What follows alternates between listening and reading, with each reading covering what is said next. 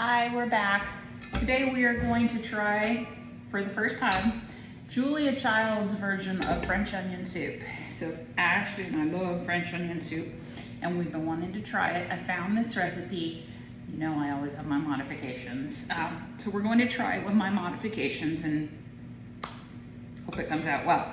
So the first step really is to take your pot and start preheating it. Okay, so over here, I didn't buy a baguette from Costco. I should have, but I didn't. So I have bread. I just drizzled olive oil on it, and it's baking in the oven about 350 until it's nice and toasty like a crouton. Because if you remember, when you get French onion soup, it has a piece of toasty bread covered in cheese on top. So my cheese over here is grated, which is Gruyere, which is I think Swiss, and Parmesan, all mixed up. So the first thing I'm going to do is start cooking the onions. And in her recipe, she said 1.5 quarts. That's not usually the way I measure things, but I think a quart is about 4 cups, so 1.5 quarts would be about 6 cups. So I have about 6 cups of sliced onions here. And when you heat this up, first thing you do is a combination of oil. You'll probably need a lot because you have a lot of onions and you are going to be cooking this for a while. If I run out, I have more oil and I have other things to keep it from getting dried out. So she said it's a mixture of oil and butter. This is just about 2 tablespoons of butter, and that was probably about 2 tablespoons of olive oil. I'm getting a spoon.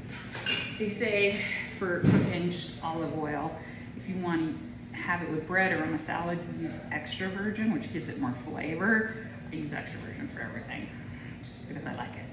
So I'm letting this melt a little bit and warm up, and I will put the onions in there, probably not at a very high temperature, probably medium to medium low. And what she said is you cook them until they start to soften. Then you raise the heat and cover it and let them caramelize and brown. Meanwhile, my main dish for tonight is meatloaf, just because that's what we had meat for. And what else do I have going? I think that's it for now. Ashley made incredible banana nut muffins last night. Basically like banana bread, but in a muffin, and we put chocolate chips, and then we made the Texas Roadhouse butter for the copycat version of it, and we slathered that on top of the muffins as they came out, and they were incredible. So it'd be fun to make that recipe for you too. I don't know if you can hear that. It is starting to bubble a little bit. So we'll put essentially 6 cups of onions in here. I hear a little bit. It's on medium right now. She basically said soften it first before you raise the heat and caramelize it, because otherwise it'll turn brown too fast and it won't be cooked. So you'll have like basically burned onion, which we don't want to do. So while this is going, I'm going to work on some other things. So we're back. Let me take these out. Okay, we're back. Now these are still cooking and they're softened. I don't know if you can see how droopy they look now. So what I'm going to do, and what she did, they're very droopy. They are definitely softened. So she actually increased the temperature and she covered it and continued to cook. You can do that, and I'm going to do that, but you have to be really careful and watch this like a hawk regularly and stir it to make sure that nothing gets burned and nasty, okay? So we'll keep doing that. So meanwhile, like I said, I could have used a nice baguette. I didn't buy one. All I had was this, which is actually pretty good. It's that, I think it's Sara Lee artisan bread. I get it from the store, but you can use brioche, whatever you like. You probably should use a baguette, but that's beautifully toasty. So I'm just going to put that here, and that is for our finished product. Okay, she said it takes a while, and actually it really does, because I cover it and I'm stirring it. It hasn't changed much. You want it to nicely brown and caramelize, not burn, so cover it again, but every time I take the cover off it, it's really hot. We'll keep working it. This is actually starting to reduce in volume. It's like all the water's coming out of it. I don't know what it is. and it's starting to brown very nicely. I don't know if I can show you that or if I'll have to just, I don't know if you can see, it's a little bit more golden colored. So we're continuing to work it. I can show you some of these. Okay, so I'm going to cover it and continue to work this. It's been at least 10 or 15 minutes that I've been doing this, at least. You just have to keep an eagle eye. And then I'll do another shot when I've finished browning these and we're ready for the next step. Okay, so this, can you see it, is what it's starting to look like. See how nice and brown? See, the volume has really decreased. I actually have drippings on the bottom of the pan, which I think will make good flavor at the end when that gets deglazed. But it's all the natural sugars that are in those onions that are causing it to caramelize. And they're not brown, they're not black yet. Yay! Bonus. Okay, so we'll keep going. Okay, if you hear a background noise, that's William. Okay, so that's pretty nice. I'm going to start by adding about 3 tablespoons of flour. That's your thickening agent, like cornstarch or arrowroot. Potatoes do that, rice flour does that, corn tortillas do that. So I have it in here. Really what I'm just gonna do is stir. What you wanna do is combine, but you also wanna cook the flour. So you wanna cook it for a minute or 2 because you don't want a raw flour flavor in your soup. The other thing it does is it gives the flour a little bit of a brownish, light brown color. The more you cook the flour, the darker it gets. But if you cook it for a couple of minutes, it gives it a nice sort of tan brown color that's gonna add to your actual finished product. Then, what we do, after this is cooked for a minute, it's coming. William's practicing his goal. Okay. Let that a second more. Has that been a minute or 2? I think it's been close to a minute or 2. I'm not sure. It looks like it's been cooking. Okay. And all of this is beautifully light tan and brown. Okay. So the next thing, you're gonna add about 2 quarts, she said, beef stock. She said you make your own beef stock. I don't make my own beef stock. You know what my secret is. First, I'm gonna add 1 quart here. And just whisk as you go. This is actually deglazing, so all the little bits on the bottom of the pan are gonna come up into your sauce. And I'm just stirring and whisking. And you want it to be a nice unified mixture. The flour is your thickening agent, so it will make it sort of a nice thick sauce instead of more of a liquid, like pure water consistency. I'm gonna give this a minute, stir as we go, and then I'll be right back to tell you this looks amazing so far. Now, this has been fairly well emulsified. She said add about a cup of vermouth. This is what I could find, it's dry vermouth, and I'm guesstimating a cup. Maybe that's a cup. Okay. Then you add the rest of your stock. Personally, this isn't the same thing as exactly stock, but this is the rest of that sauce that I made when I was making my French dip. That has lots of beautiful flavor in there too, so I'm adding that. So stir this together. And it's nice and emulsified. What I'm probably gonna do is let this come to a boil and then cover it and simmer it for at least 30 minutes while I get the onions off of here. Okay, so I have it cooking. Once it boils, cover, simmer 30 minutes, we'll be back. Okay, so it hasn't been 30 minutes, it's been like a minute. But you know what I forgot? When I said you know what I do, instead of making my own, I add my Better Than bouillon. And this is just one big, huge glob of a spoon, which is at least a measuring tablespoon. I usually take one of those dinner teaspoons and I just make a heaping glob and throw it in there. I don't measure much, but that's a guesstimation. But that is going to add a tremendous beefy richness to this that is also going to be incredible.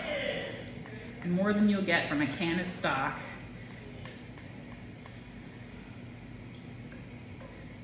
And it's hard to say if you get that from your own homemade stock. You could get that from your own homemade stock. Okay, so we're still going. Still getting ready to boil, cover, simmer. I have people that are dramatically waiting for dinner, so I have to continue. Okay. I think it's been about half an hour. She said there were a few things you can add to give it a little extra flavor. She didn't say you had to, but you know me. One was about a teaspoon of Worcestershire, so that's about a teaspoon. Where did I put the cap? She said you could do some very freshly grated onion. So it's not a lot, it's a couple of tablespoons. Just to give it that little extra because it's fresh, it hasn't been cooked, and it's grated, so it's gonna finely distribute. And then she said 3 teaspoons of cognac, which is like brandy. And I have the American brandy, so there we go. Oh, one more thing.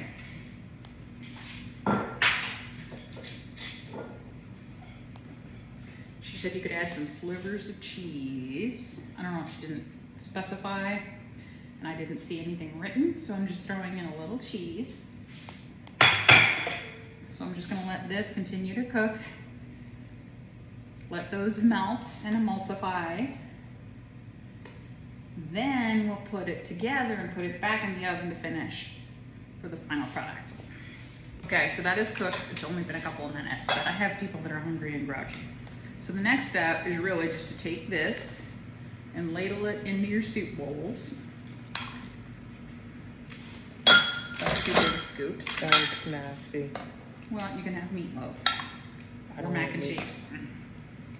You know, I'm so happy he knows how to make his own mac and cheese now. His own quesadillas, pure protein and calcium, and he can make it. Or I can make him a turkey sandwich. Yeah, you can make the mac and cheese. Or he can make his mac and cheese. You can make the mac and cheese. I'm not making meatloaf and French onion soup. Okay. I'm making mac So and I'm putting 2 big, okay, now hang on, let me just get these scoops out of here. 2 big scoops for each. I probably have enough for another 1 or 2 cups in there. Let me push this out of the way. Do you have any idea how disrespectful that is? I've got the video going, by the way. Okay. Now, hang on. Put 1 piece of bread. Then, what we'll do is take your cheese and just try to mix the 2 here. Drizzle this all over your bread. I think she called it gratinée. And I'm spilling a little bit outside of the bread. I don't know if you can see this. And then what we're going to do is put this back in the oven. I have one heating up until the cheese is nicely melted and beautiful. And that will be our soup. Don't touch. I have the soup, I have my bread, I have Gruyere with a little Parmesan drizzled all over. I'm gonna put it in the oven, which is about 400, just until the cheese melts. We'll take it out and then we'll eat it. Now you can turn it off. Okay, so there's the Money Shot fresh soup. Now we'll back away. We'll let Ashley give us our first taste test. It's gonna be really hot.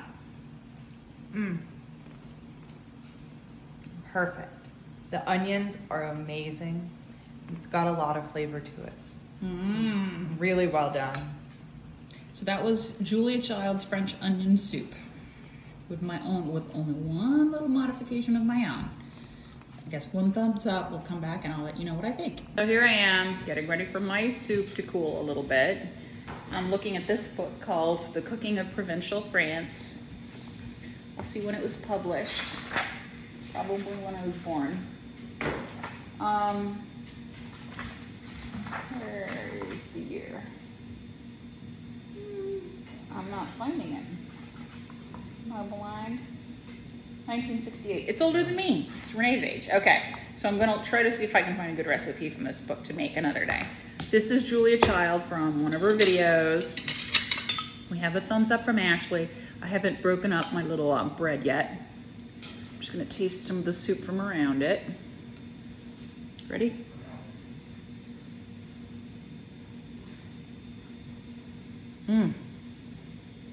It's so savory. Mmm. That's delicious. I love French onion soup. I do too, but not on a 110-degree day. It's only 104 degrees right now. That's delicious. It's savory. I can't wait to break into that bread. I'm letting it cool down a little more before I do that. But the soup itself is outstanding. So that's a thumbs up. Pretty good though. I just dipped that bread in there. See, Steve Good. didn't taste the whole thing. He took a dip, a taste. He liked it. So I have a piece of the bread. I'm trying to blow on it because it's hot. I should wait before I eat it. We'll see if we can capture emotion when I taste this.